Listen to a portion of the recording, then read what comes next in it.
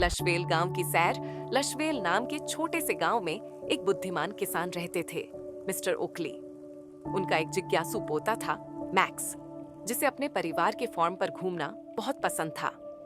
एक दिन मिस्टर ओकली ने मुस्कुराते हुए कहा, आज मैक्स, हम फार्म की सैर पर चलेंगे।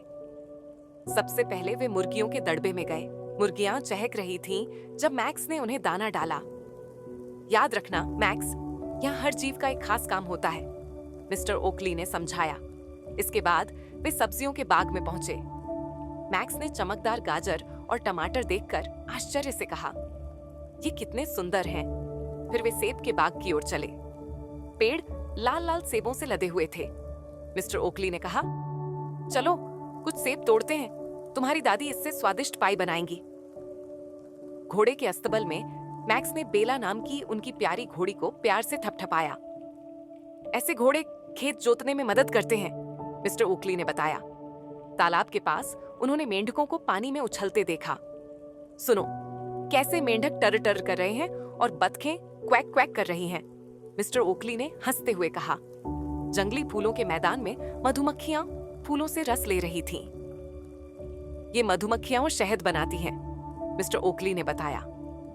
फिर वे ऊंची पवन चक्की के पास गए जो हवा के साथ घूम रही थी। मिस्टर ओकली ने समझाया, हवा से बनी ऊर्जा फार्म में बहुत काम आती है। मैक्स हरी हरी घास के मैदान में दौड़ पड़ा, जहां भेड़ें आराम से चर रही थीं। भेड़ों से हमें ऊन मिलती है, मिस्टर ओकली ने कहा। खलिहान में मैक्स ने घास के गट्ठर रखने में मदद की। ये ठंड में जानवरों को गर्म रखने के काम आते हैं, मिस्टर ओकली बोले। इसके बाद वे डेयरी शेड पहुंचे, जहां गायम खड़ी थीं। मूऊ, गायें मुंह चलाते हुए उनका स्वागत कर रही थीं। यहां से हमें ताजा दूध मिलता है और हम इससे चीज भी बनाएंगे, मिस्टर ओकली ने हंसते हुए कहा।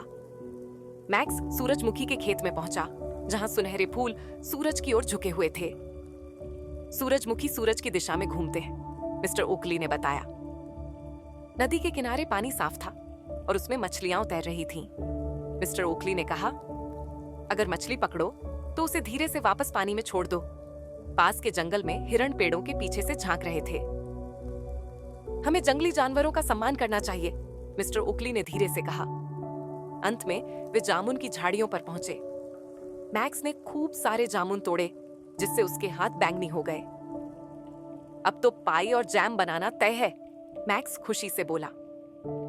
इस तरह मैक्स ने फार्म की हर जगह घूमी और बहुत कुछ सीखा।